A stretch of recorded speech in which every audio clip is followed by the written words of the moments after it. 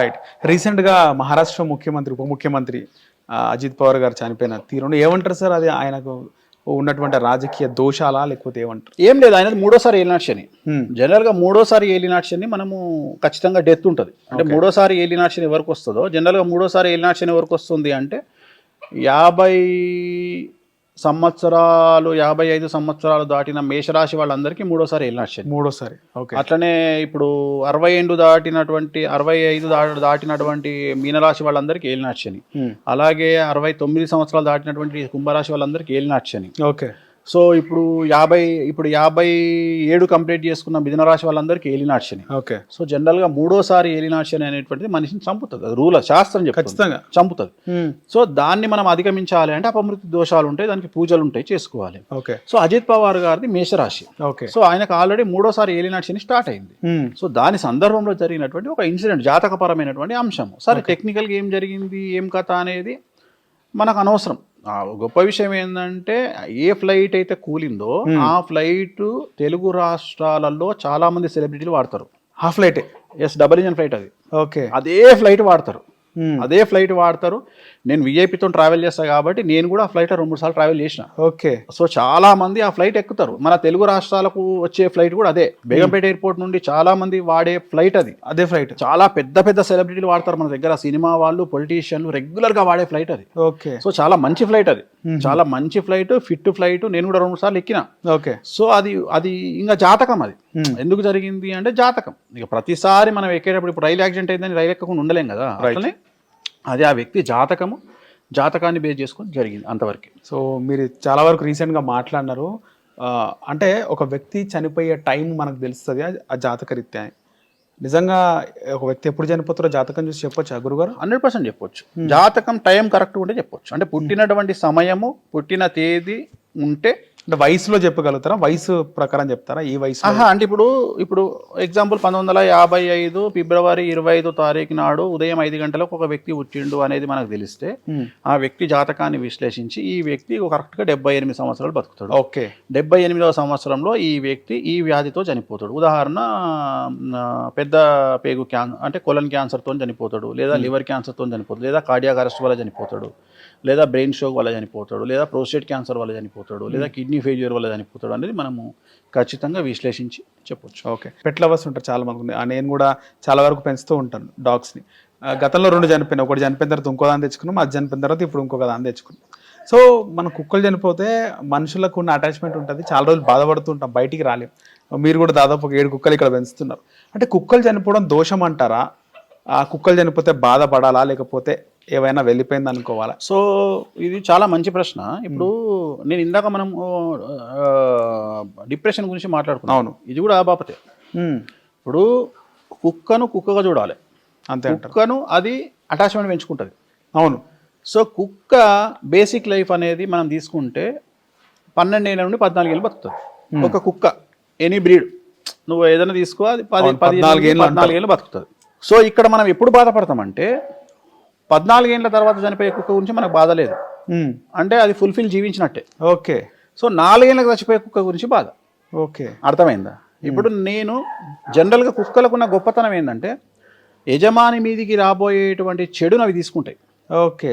అంటే మనకు శాస్త్రంలో చెప్పినటువంటి విషయం ఏంటంటే మనకు ఏదైనా చెడు జరగబోతున్నప్పుడు ఆ చెడుగును కంట్రోల్ చేసి అది దాని మీద వైపు లాక్కుంటుంది, అప్పుడు అది చనిపోతుంది. అది ఆ కుక్క లక్షణం. అప్పుడు మనం బాగా బాధపడాల్సి వస్తుంది. ఇప్పుడు ఉదాహరణ, నా దగ్గర సెయింట్ బర్నర్ ఉండే, 3వ సంవత్సరంలో అది చనిపోయింది. అసలు వితౌట్ రీజన్ గంట సేపటి చనిపోయింది.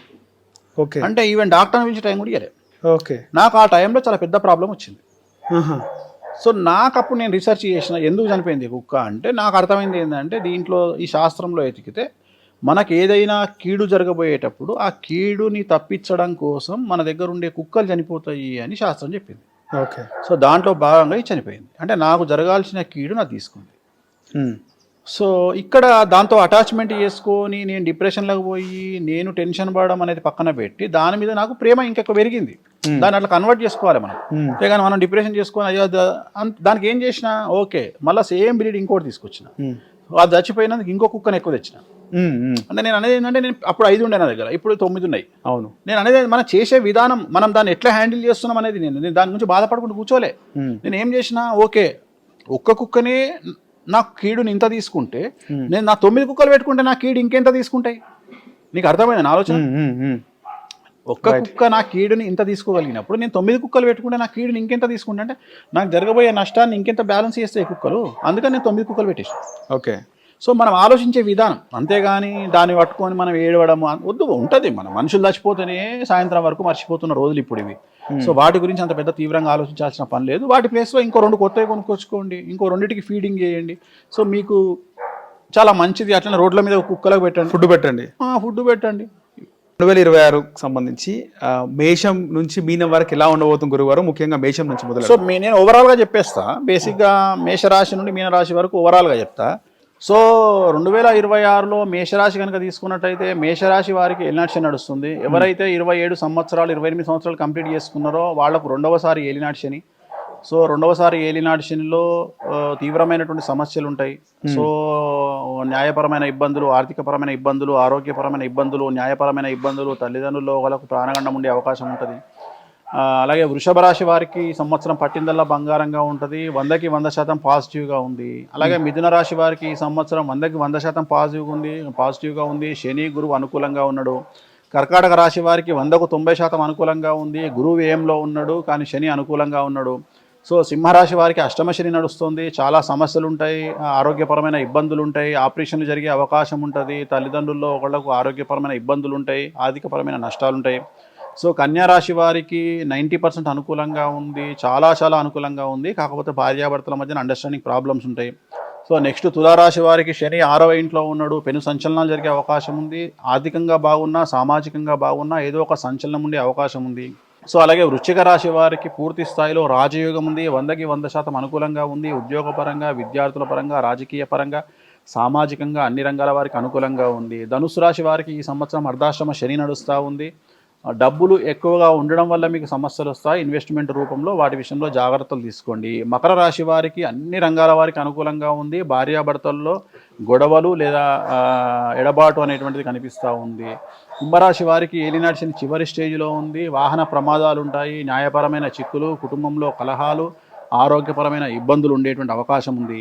మీనరాశి వారికి ఏలినాటి శని జన్మశనిలో ఉంది. చాలా సంచలనాలు ఉంటాయి. 2027 సెప్టెంబర్ వరకు టఫ్ టైంగా భావించాల్సి ఉంటుంది. చాలా సమస్యలు ఉంటాయి, న్యాయపరంగా, ఆరోగ్యపరంగా, సామాజికంగా, కుటుంబపరంగా, ఆర్థికంగా చాలా రకాల ఇబ్బందులు ఎదుర్కొంటారు. So tough time, testing time అని చెప్పొచ్చు. చాలా జాగ్రత్తగా ఉండండి.